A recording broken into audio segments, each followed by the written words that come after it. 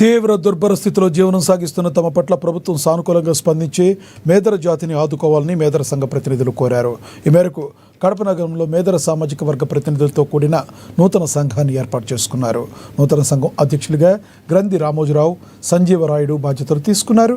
వీరితో పాటుగా కార్యవర్గ ప్రతినిధులుగా వైకుంఠరావు, నాగరాజు, మహిళా ప్రతినిధులుగా తేజోవతి, సాగరిక, శోభారాణ్యులను ఎన్నుకున్నారు.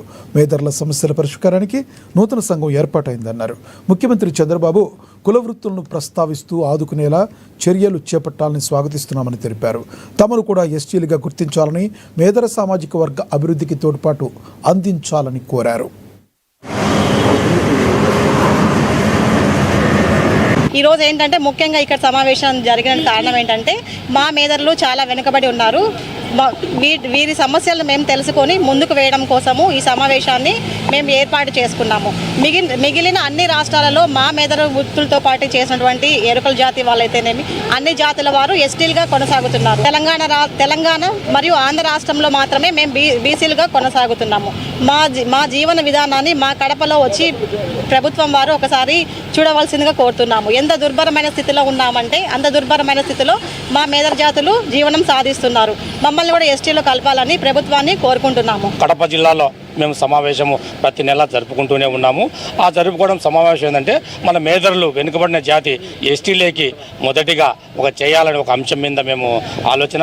అట్లే మాకు వెదురు సొసైటీ గురించి కొద్దిగా మేము కలెక్టర్ కాడికి అర్జీ ఇవ్వాలని దానికోసం కూడా ఇక్కడ మేమంతా మా సంఘం జిల్లా తరఫున మేమంతా సమావేశమైనాము.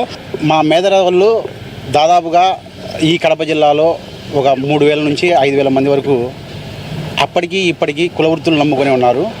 అందులో ముఖ్యంగా యువత అందరూ ఎంబీఏలు, ఎంసీఏలు, బీటెక్లు చదివి కూడా ఇంకా వెదురు పని కోసమే ఆధారపడి ఉన్నారు. అందులో భాగంగా గత నెలలో గౌరవనీయులు ముఖ్యమంత్రి వర్యులు నారా చంద్రబాబు నాయుడు గారు కుల వృత్తులను ఉద్దేశించి మాట్లాడడం జరిగింది. అందులో మేదరులను ఉద్దేశించి కూడా ప్రస్తావించడం జరిగింది. అందుకు వాళ్ళకి ధన్యవాదాలు. ఈ కుల వృత్తులకు సంబంధించిన దాంట్లో విధి విధానాలు తయారు చేయమని ఒక 2 వారాల కిందట కలెక్టర్ గారికి రిప్రజెంటేటివ్ ఇవ్వడం జరిగింది. ఆ విధి విధానాలు వచ్చిన తర్వాత ఒక సంఘం ద్వారా మాకు వెదురు ఉత్పత్తి గవర్నమెంట్ సబ్సిడీ ద్వారా కలగజేస్తుంది.